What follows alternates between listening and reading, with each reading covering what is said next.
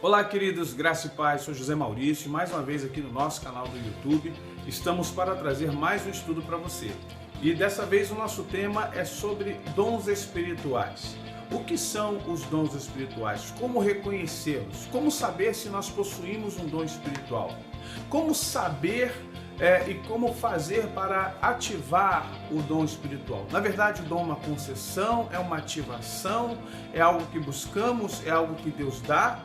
O que é um dom natural e o que é um dom sobrenatural? O que é talento, o que é ministério? O que é ofício e o que é um dom? Tudo isso e muito mais daqui a alguns segundos, só nos aguarde.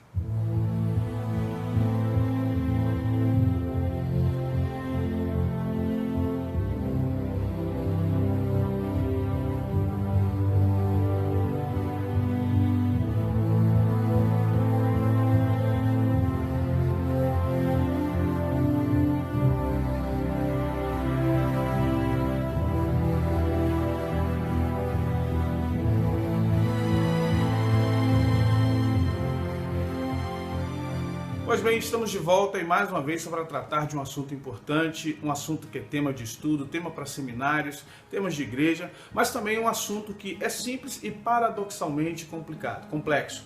Por que simples e complexo? Porque muitas pessoas confundem as questões, as funções, a natureza ou as naturezas dos dons. Então nós queremos fazer um estudo um pouco mais profundo, mais apurado, para que você e eu possamos chegar a um entendimento bíblico e, é claro, espiritual e, quem sabe, também metafísico, do porquê, para quê e o que Deus quer em nós com dons. E por que nós não temos dons e por que temos dons. Por que uns mais, uns menos. Porque algumas pessoas parecem ter facilidade em possuir dons e outras têm uma dificuldade muito grande para operar os dons. Porque algumas igrejas aceitam e outras rejeitam. O que cria de problemas ou o que facilita para o ministério. Então são essas perguntas, essas questões que nós temos a preocupação nesse momento em responder para você dentro da palavra de Deus. Eu quero ler um texto com você que está em 1 Coríntios capítulo 12, quando o apóstolo Paulo escreve a partir do verso 4. Ora, há diversidade de dons, mas o Espírito é o mesmo. E há diversidade de ministérios, mas o Senhor é o mesmo. E há diversidade de operações, mas é o mesmo Deus que opera tudo em todos. Mas a manifestação do Espírito é dada a cada um para o que for útil, porque a um pelo Espírito é dada a palavra de sabedoria, ao outro pelo mesmo Espírito a palavra de ciência, ao outro pelo mesmo Espírito a fé, ao outro pelo mesmo Espírito os dons de curar, e a outro a operação de maravilhas, e a outro a profecia, e a outro o dom de discernir os espíritos, e a outro a variedade de línguas, e a outro a interpretação das línguas. Mas um só é o mesmo Espírito, e opera todas essas coisas, repartindo particularmente a cada um como quer. Paulo escreve a uma comunidade que aparentemente tem muitos dons, mas não sabe, de certa forma, trabalhar, não sabe identificar e não está sabendo administrar esses dons. E aí nós perguntamos, como é que funciona essa questão dos dons? Como é que os dons eles se apresentam à minha vida? Como é que eles realmente fazem parte da minha vida? É algo que eu busco? É algo que eu espero? Mas eu já orei tanto, já fui para o monte, já fiz tanta coisa, já clamei para Deus dar um dom e parece que não acontece nada. Vamos compreender uma coisa a respeito dos dons? Dentro da nossa ótica, da nossa perspectiva, os dons, primeiro, ele é uma concessão de Deus através do Espírito Santo. Segundo, o Espírito Santo tem todos os dons, estando eles aqui na Bíblia ou não. Dons que nós descrevemos e conhecemos e dons que nós não conhecemos e que não está descrito. Então, o Espírito Santo, ele dá a medida da necessidade e ele dá a medida do que se busca. Porque quando chegamos no final desse texto de Coríntios, Paulo fecha assim dizendo, portanto, verso 31, procurai com zelo os melhores dons e eu vos mostrarei um caminho mais excelente. Ou seja, procurem. Em outras versões diz, busquem com zelo, com cuidado. Então nós vamos dizer que é uma concessão e é uma busca. É algo que vem de Deus, mas é algo que eu também tenho que ter anseio, sede e vontade de possuir.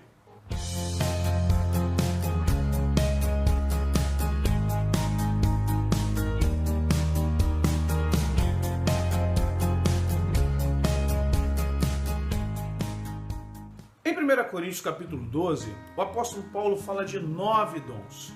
Ele descreve 9 dons. Há um senso comum, eu abomino os sensos comuns, porque alguém chega e diz assim, olha, são 9 dons. Não, olha, Paulo descreve em 1 Coríntios capítulo 12, 9 dons. Mas lá em Romanos, também no capítulo 12, ele descreve mais ou menos 5 ou 6 dons, sendo que alguns vão até repetidos. Ao todo, Paulo vai descrever 14 dons, para os que não sabem.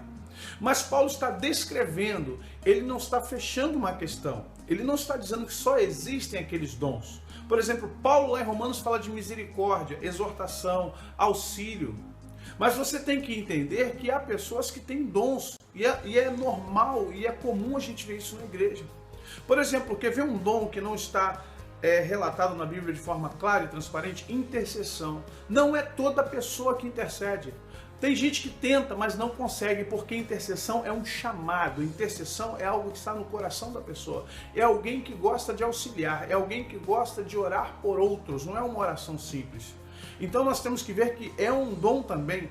Outro dom que Paulo fala de presidir ou administrar. É um dom. E Paulo coloca como sobrenatural. Ele coloca dentro da lista de dons sobrenaturais. Mas como assim administrar um dom sobrenatural? Veja José. Você acha que José administrava de maneira sapiente? Era só conhecimento?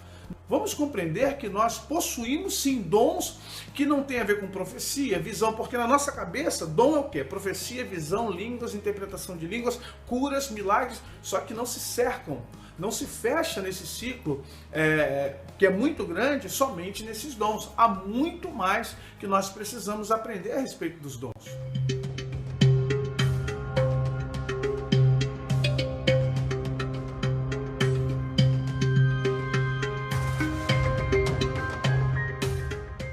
Posso entender essa questão dos dons? Como eu posso chegar a entender que eu tenho determinado dom? Por exemplo, como posso saber que eu sou profeta? Ou que eu não sou profeta, mas que eu sou um mestre? Como eu posso saber que eu sou um evangelista? Como é que eu tenho a condição de perceber isso em mim? Não é tão simples, é verdade. Mas há um caminho muito prático para isso. E se você notar, é uma constatação empírica. E eu quero trazer para você um conhecimento importante para a sua vida. Primeiro, quem concede os dons é o Espírito Santo de Deus. Onde está o Espírito Santo de Deus? Dentro dos salvos. Se o Espírito Santo de Deus é uma suposição, por favor, tem 300 dons, eu estou fechando o número para que a nossa mente consiga chegar lá, ok? Eu não sei quantos dons o Espírito Santo pode ativar ou quantos dons o Espírito Santo pode conceder. Mas sei que tem muitos e são mais do que 9, mais do que 14. Mas vamos lá. Se o Espírito Santo tem 300 dons, é dele, está com ele. E onde o Espírito Santo está? Dentro de você.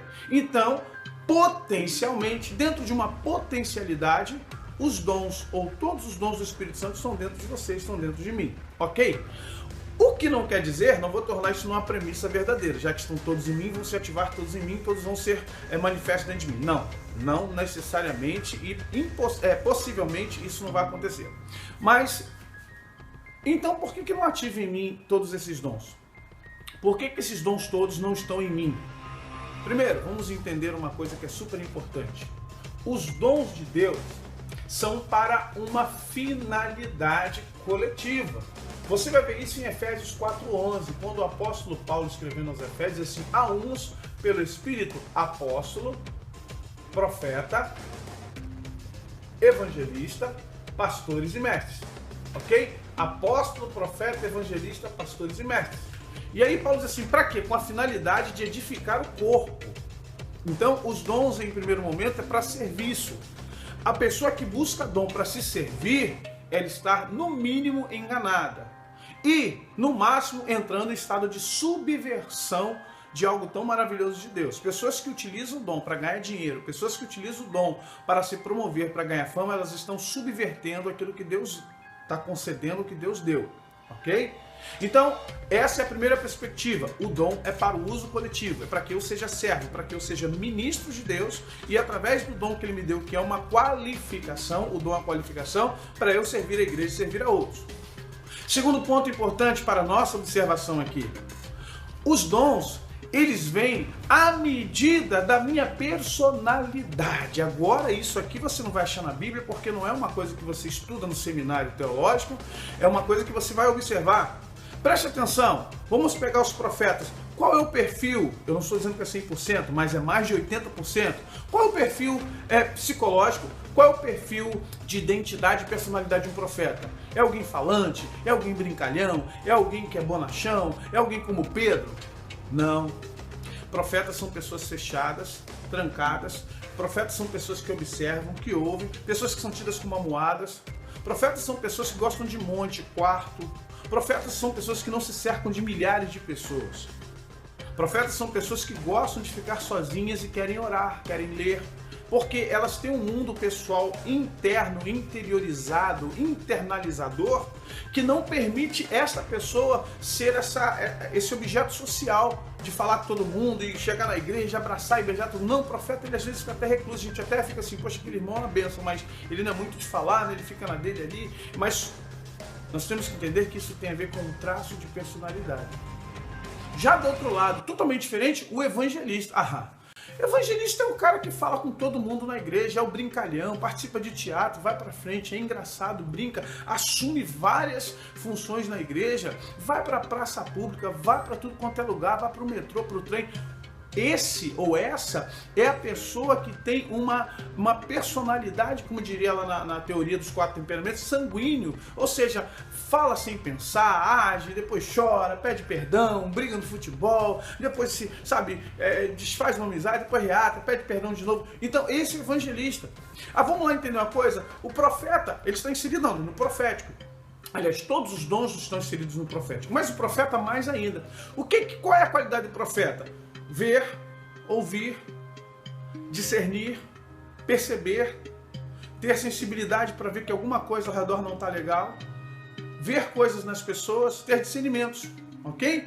Evangelista, pregar de forma sobrenatural, falar do amor de Cristo, falar do poder de Deus e não só falar, operação de milagres, de curas, de sobrenaturais, na maioria das vezes elas são manifestas na vida de evangelistas.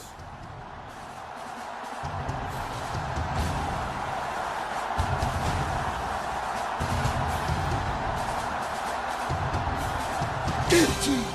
We are all guilty before Jesus Christ, the Son of God. We are sinners and come short of the glory of God.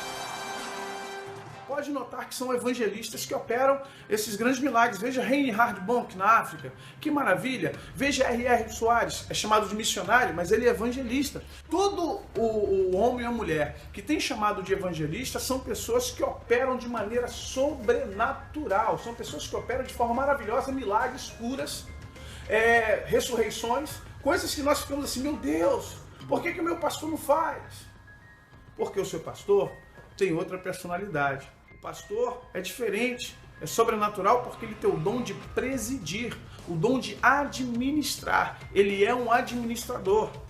Ele é uma pessoa que tem a personalidade um pouco mais centrada. Ele não é como evangelista, bonachão, falador, mas ele também não é como profeta, trancado e fechado. O pastor, digamos que ele está no meio termo.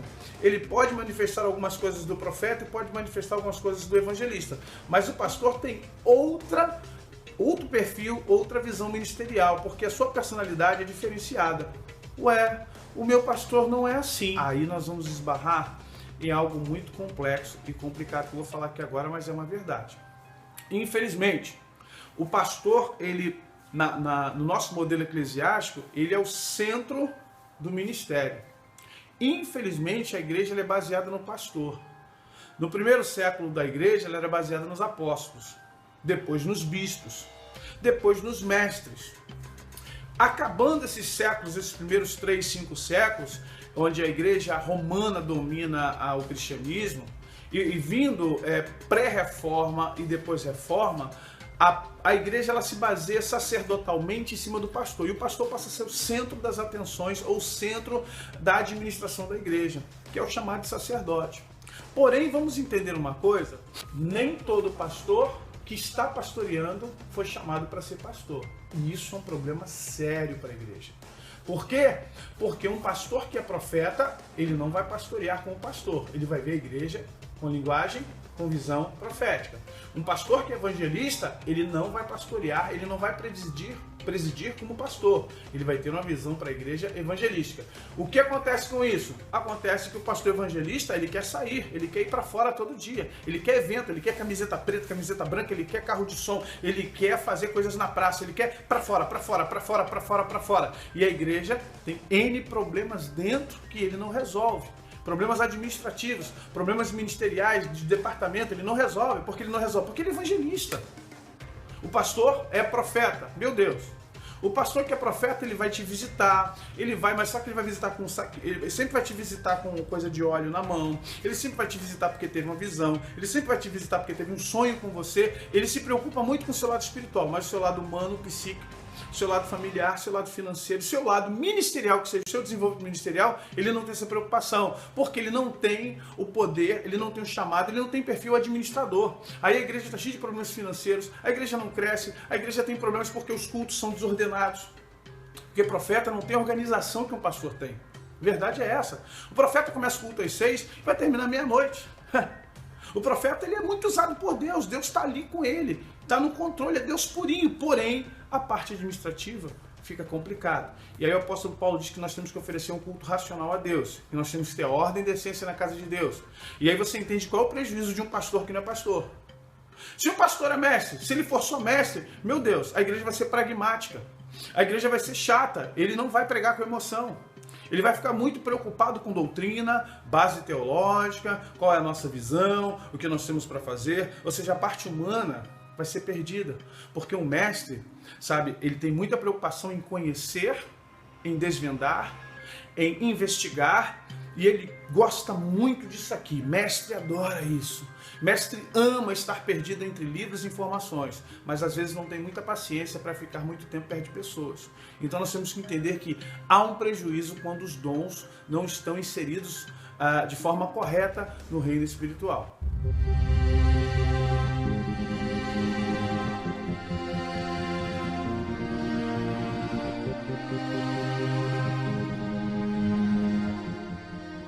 Então, voltamos para que você possa ver o quanto é importante o temperamento, a personalidade, o quanto é importante você saber que alguns dons irão se manifestar na sua vida, outros, porém, dificilmente irão se manifestar. Por quê? Como falamos no bloco anterior, imagine você tendo o perfil de mestre, uma pessoa que gosta de estudar, uma pessoa que gosta de silêncio, reclusão, não quer barulho, não quer tumulto, não quer cabeçada. E aí Deus te dá o dom de evangelista, o dom de cura, sinais, prodígios e maravilhas, que é o que acompanha, né? E de repente, como vai ser a sua vida? Você vai, manhã, tarde e noite, pessoas ligando para você, gente pedindo para ser orada, cultos, reuniões, e você não tem esse perfil. Então entenda, o Espírito Santo ele vai conceder a você um dom que caiba na sua personalidade. É por isso que ele conhece cada membro do corpo. Ele conhece cada pessoa dentro da igreja. E ele, quando Paulo fala isso em Efésios 4:11, para que o corpo cresça ajustado na questão do ofício, e o próprio Paulo descreve depois aos Coríntios que a uns, pelo Espírito, né, ele concede os dons, porque esse ou uns são pessoas que estão predestinadas ou pré-programadas, através da sua personalidade, seu temperamento, a acolher melhor, a ter melhor resultado com determinados tipos de dons.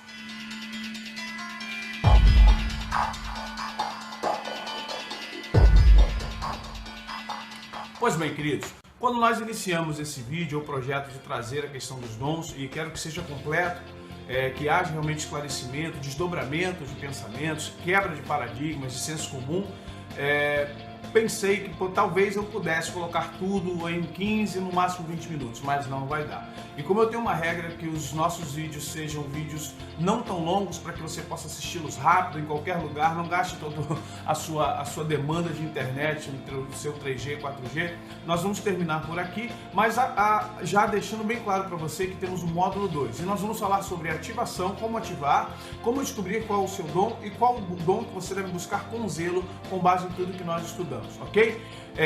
Curta o nosso vídeo, deixe o seu like, assine o nosso canal para que você receba as notificações, compartilhe e abençoe alguém. Nosso ministério está aqui justamente para compartilhar informações, abençoar vidas e dar a cada um de nós a capacidade de entender, compreender e prosseguir em conhecer ao nosso Senhor. Amém? Deus abençoe, fique na paz, até a próxima.